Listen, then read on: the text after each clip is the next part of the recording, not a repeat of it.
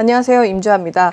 오늘은 국내의 큰 흐름부터 외국의 큰 달라진 흐름까지 짚어가는 시간으로 가져갈 거고요. 주식을 다시 시작하시는 분들한테 도움이 될 만한 시황들 함께 안내하겠습니다.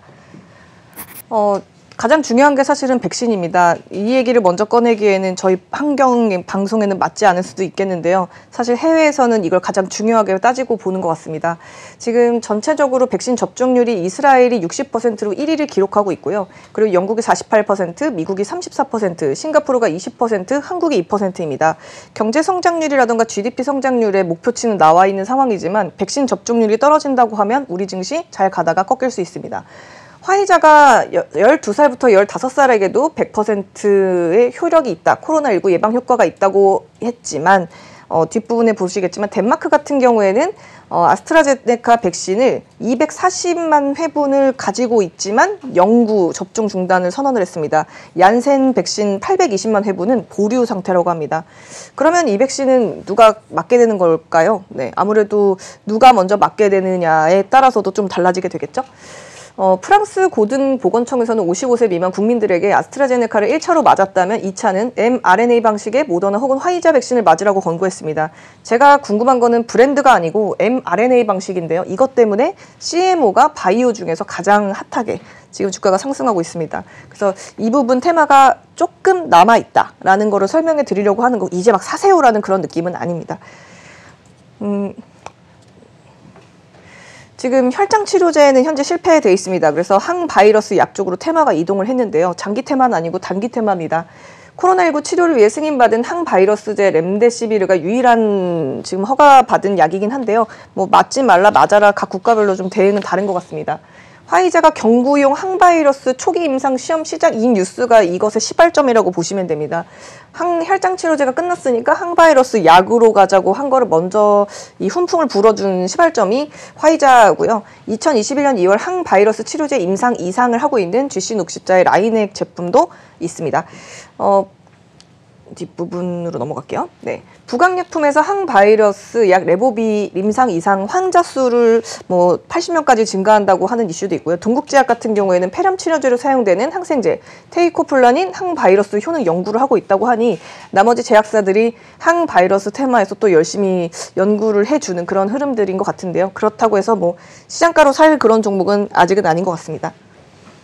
경제 회복 속도가 굉장히 중요한 상황이고요. 백신 접종률과 경제 회복 속도가 거의 일체화해서 수치로 움직이고 있기 때문에 백신 접종률을 앞으로 빨리 맞을 수 있도록 하시겠지만 만약에 이게 더뎌지게 된다 그러면 잘 가던 종목 한 번씩 지수가 통으로 꺾일 수도 있겠죠.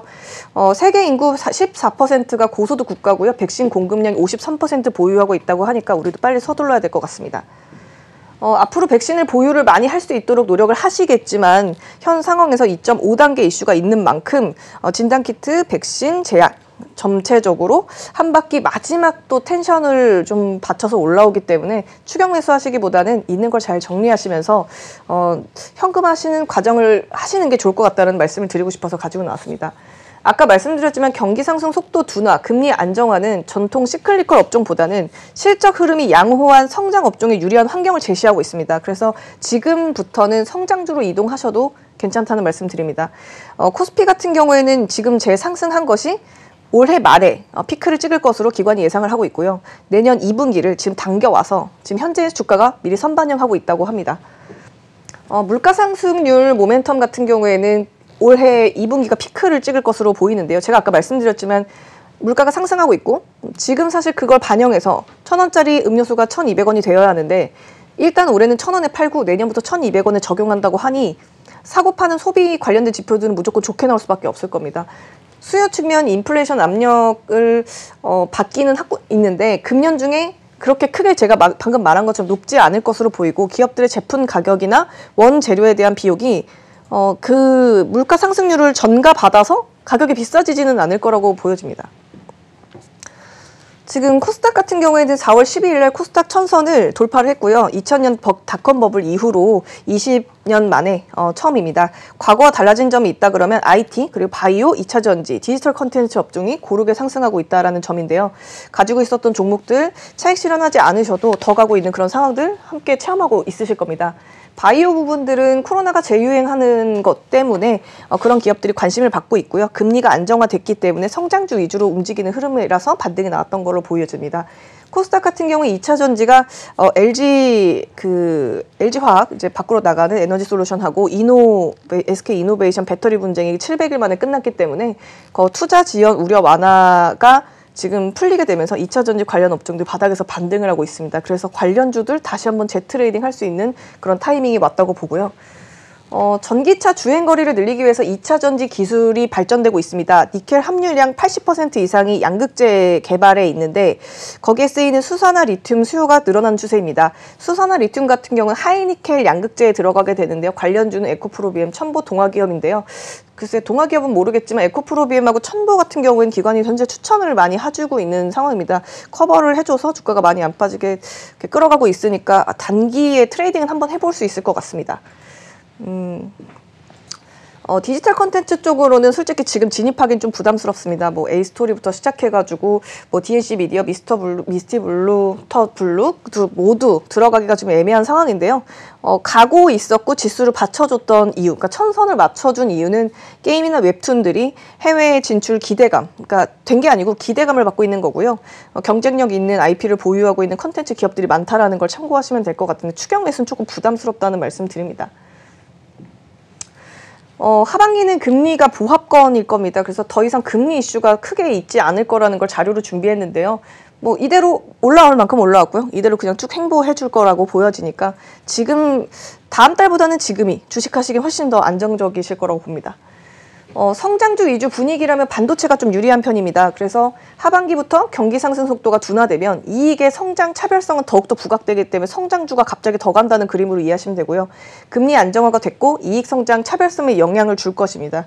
이렇게 안정화가 되고 이익 성장 차별성에 영향 준 게 정말 이번 주부터입니다. 그러니까 저번 주부터 움직인 게 이번 주부터 움직인 거고요. 전통적인 시클리컬 업종은 상대적으로 분리해 줄 수 있으니까 철강이나 조선 등은 수급이 있지만 잘 정리하고 나오신 쪽이 훨씬 좋을 것 같습니다. 뭐 이번 달 말까지만 정리하시면 될 거라고 보여집니다. 반도체랑 자동차가 이제 다시 가는 그림인데요. 좀 기관에서 트레이딩하는 스타일들이 성장주 쪽으로 조금 더 수급을 좀 붙여주는 그림입니다. 지표에서 보시면 반도체 많이 급등할 것이고 자동차, 2차전지 소재가 시장을 전체를 받쳐주고 있습니다. 자동차는 지금 전장차로 모습을 바꾼 지 얼마 안 되는 LG전자나 기아가 좀 사기 좋고 지금 막 가 있는 상태가 아니니까 사기 좋고 들어가기 좋은 상황이고요. 분위기도 좀 맞는 거라고 보여집니다. 반도체 부분은 뒷부분에 조금 더 세부적으로 안내해 드리겠습니다.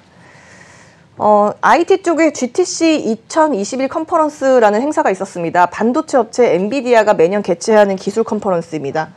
거기서 마이크로소프트, 월마트, 페이스북, ARM, 버라이즌이 경영진들 참여해서 인공지능, 자율주행, 클라우드, 혼합현실, MR 내용을 다뤘습니다. 젠슨 황 CEO가 무슨 얘기했냐면 20년 전에 메타버스가 공상과학 소설이었으나 지금 현실이 됐고 엔비디아의 새 플랫폼 옴니버스를 이용하면 가상세계를 구축할 수 있다고 얘기했습니다. 메타버스는 알았지만 또 옴니버스는 무엇인가 잠깐 보고 넘어가겠습니다. 옴니버스가 뭐냐면 엔비디아의 GPU 칩으로 AR 기술을 입혀서 실시간 3D 디자인 그리고 엔지니어링 협업을 할 수 있는 다양한 형태의 시뮬레이션에 활용되는 엔비디아의 가상 플랫폼입니다. 그 안에서 메타버스 안에 옴니버스 또 안에서 움직이는 거라고 이해하시면 될 것 같은데요.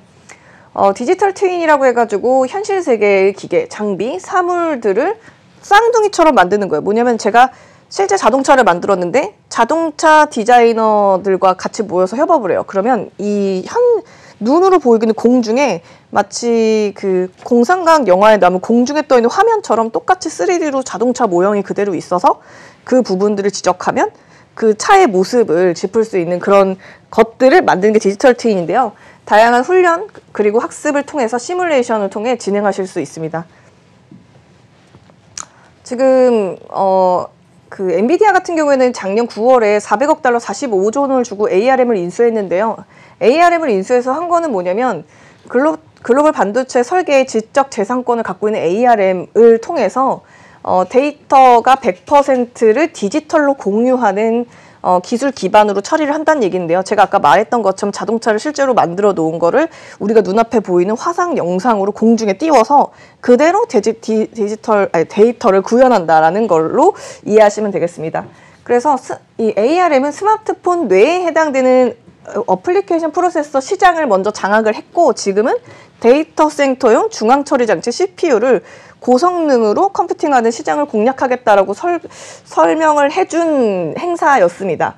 그래서 이게 뭐냐면은, 오늘 시간이 좀 없네요.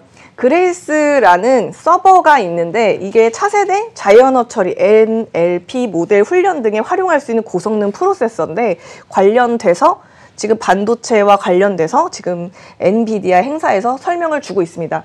제가 뒷부분은 좀 다른 이슈인데, 마이크로소프트가 최근에 197억 달러, 22조 정도에 인수한 AI 업체 뉘앙스 커뮤니케이션 기사가 아마 오늘 나와서 보셨을 겁니다. 이 뉘앙스는 1992년에 설립된 회사인데 2000년에 나스닥에 상장했고요. 여러분이 잘 아실 시리입니다. 그러니까 왜 학교에서 핸드폰을 몰래 보고 있었는데 선생님이 시리야 그러면 갑자기 이 밑에서 네 라고 소리 나서 걸려서 뺏긴다는, 뭐 그 시리를 만들었던 회사가 뉘앙스 커뮤니케이션인데요. 그걸 통해서 디지털 헬스케어 사업을 했는데 매출액이 이미 35%를 차지하고 있기 때문에 아예 이쪽으로 넘어간다고 선언을 했습니다. 그러면 이제 마이크로소프트는 두 가지 장사를 하게 되는데요. 하나는 안경 같은 걸로 방산 산업을 하는 거고, 하나는 디지털 헬스케어 비즈니스를 하게 되니까 이제는 MS가 IT가 아니고 디지털 헬스케어로 가게 되는 거라고 보시면 되는데요. 사티아 나델라 CEO가 2017년, 2018년에 강조했던 분야를 본인이 좀 해보려고 했는데 잘 안 돼서 결국은 인수를 해가지고 이 비즈니스를 하게 됐는데요. 여기 보시면 뭐 엣저 기반으로 구동이 된다고 합니다. 그래서 결국 MS 같은 경우에는 뭐 이미 의사가 사용하고 있고요, 이 솔루션을.